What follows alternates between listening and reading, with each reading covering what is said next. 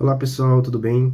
Este é o vídeo do resumo do capítulo 5 do livro Como Ler Livros, de Charles Van Doren e Mortimer Adler.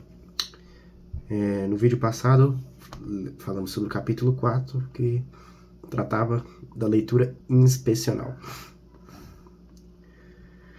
O capítulo 5 se chama A Arte da Leitura Exigente. Os autores começam explicando como fazer a leitura para dormir, né? Fazendo uma brincadeira que você deve escolher um livro difícil, um livro que você considera chato, se deitar em um lugar confortável e ter a certeza de que a iluminação é péssima. Após isso, é só começar a ler que você vai dormir. Aí eles falam, né?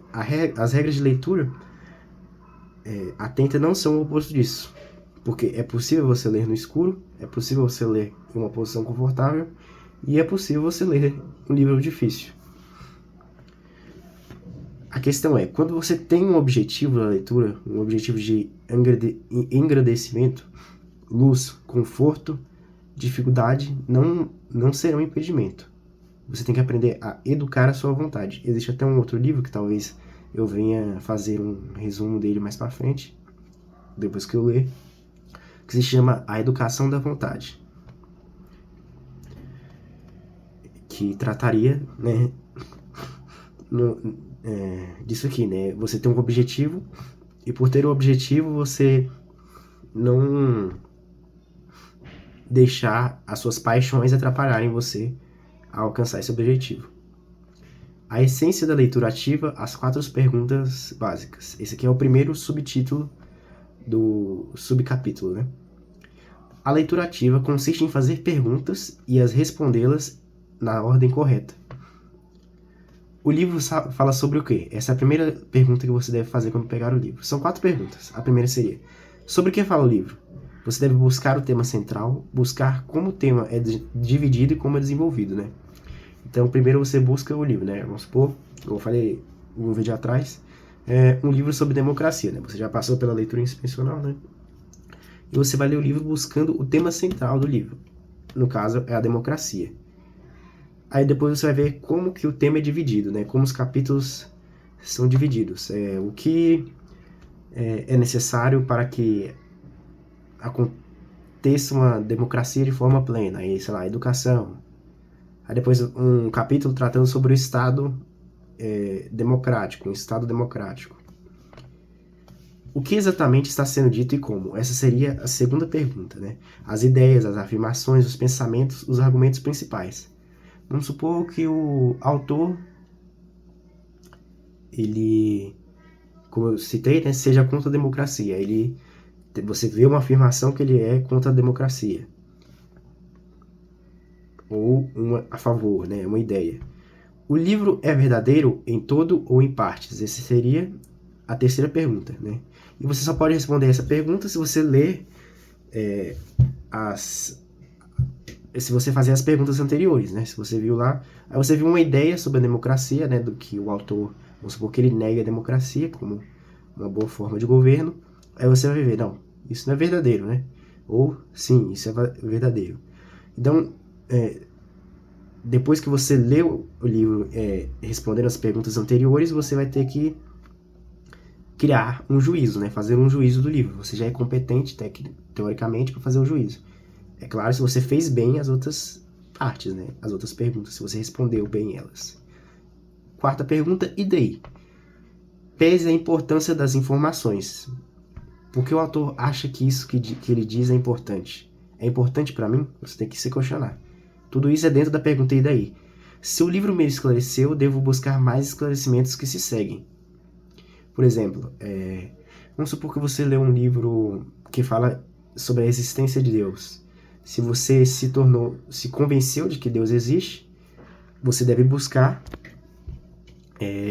esclarecimentos que se seguem, né? Dessa premissa. Se Deus existe, e agora? O que eu devo fazer? E daí? Entende? Todo leitor competente deve se fazer essas perguntas.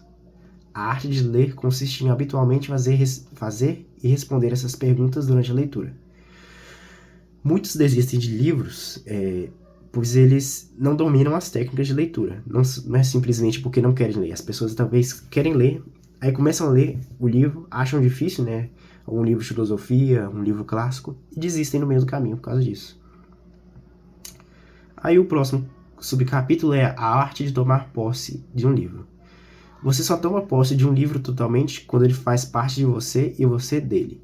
E qual que é a melhor maneira de você fazer parte do livro e o livro fazer parte de você? A melhor maneira de efetivar isso é dialogar com o autor escrevendo no livro. Essa aqui é a opinião dos autores, né? Existem questionamentos, outros autores questionam se realmente é um hábito bom escrever no livro. Mas, seguindo aqui o argumento do autor, você escrever no livro é como se você estivesse dialogando com o escritor do livro que você está lendo, né? É como se fosse uma resposta a ele, né? As suas palavras estão se juntando com a do livro, então você está ficando no livro, você está se juntando ao livro e o livro está se juntando a você. Aí você pode escrever perguntas no livro, discordâncias, concordâncias, ou até contribuir com o autor, né? Quais são as vantagens disso? Isso te mantém desperto e alerta. Ele fala que ler é pensar, então os pensamentos são expressos por palavras, então você vai estar expressando suas palavras, e também isso ajuda na memória, né? Aí aqui na página 67, o autor bota algumas técnicas de anotação. Do que você pode escrever no livro. Vou pegar aqui rapidinho. Aqui, peguei. O autor fala: você pode sublinhar os trechos principais, sejam os mais importantes, sejam os mais contundentes, traçar linhas verticais nas margens, né, se você quer marcar um trecho maior, fazer asteriscos ou marcas nas margens. Ele diz aqui que é um uso esporádico, né? Você vai enfatizar os 10 ou 12 trechos ou parágrafos mais importantes do livro, né? Inserir números nas margens, eles são bons para você indicar os passos do raciocínio, né? De um raciocínio. Inserir números de outras páginas nas margens, fazer correlações com o livro, ou até, vamos supor que o autor, ele se contradiz em algo. Aí você pega e bota lá, CF, né? Confira tal página. Quando você for retomar o livro, você vai mostrar que tem ou se você estiver estudando o livro, você vai ver que tem uma contradição. Circular palavras-chave, né? É o mesmo intuito de sublinhar. Escrever nas margens da página. Você pode registrar perguntas, se possível até respostas. Você pode reduzir também uma questão, vamos supor que tem um grande parágrafo, uma coisa complicada, você reduz em uma frase. Essas são, né, as 7 técnicas que ele ensina. E depois vamos já para o próximo subcapítulo, que é os 3 tipos de anotação. Aí ele fala que a primeira é a anotação estrutural, que é voltada à leitura inspecional, né? O que seria? O que você escreveria? Você escreveria sobre que tipo de livro é este? O que ele diz de modo geral? Qual é a ordem estrutural, né? Nesse sentido. É mais para você destrinchar a estrutura, né? Por isso que é a anotação estrutural. Anotações conceituais, que são próprias da leitura analítica, né? Que vai ser a do próximo capítulo, né? E que também é a próxima parte, porque o livro é dividido em partes, né? O livro Como Ler Livros, né? Estamos na parte 1 ainda, e a próxima parte já vai começar sobre a leitura analítica. Então, as anotações conceituais próprias da leitura analítica falam sobre conceitos do autor. A terceira forma de anotações são as dialéticas, né? Que já se referem à leitura sintópica, que é o último nível de leitura que o livro Como Ler Livros ensina. Essas anotações dialéticas você pode fazer à parte, muitas vezes, né? Porque são vários livros, né? Se você vai relacionar vários livros, então você vai anotar os insights, né, de vários livros, e também o perfil de debate de cada livro, você pode anotar. Essas são os 3 tipos de anotação. O próximo subcapítulo é formando o hábito da leitura.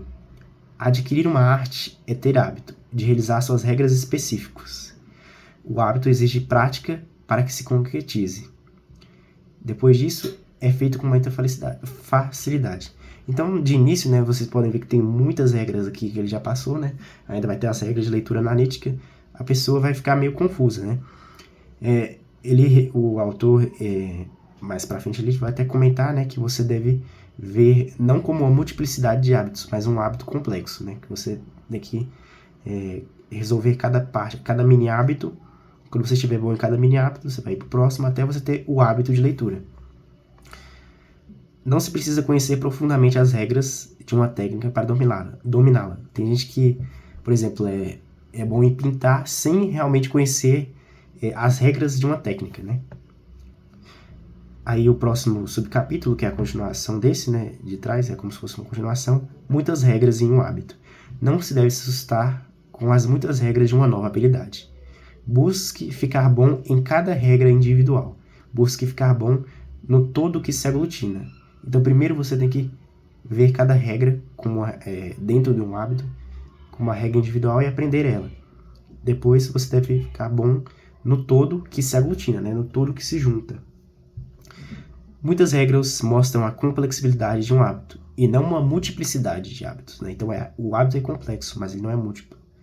No início, o foco será si mesmo e as regras. No final, será o objetivo da arte e seu aproveitamento.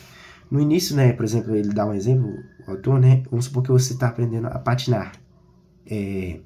Você vai ficar focado ali, né, em tentar fazer tudo ao mesmo tempo, e não cair, focar em você mesmo, para você não errar.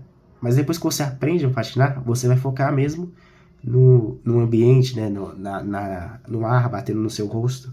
Então é assim que é a leitura também.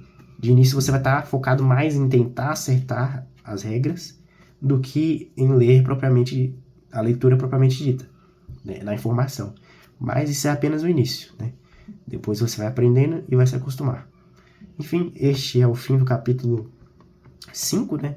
E também é o fim da parte 1 do livro Como Ler Livros, né?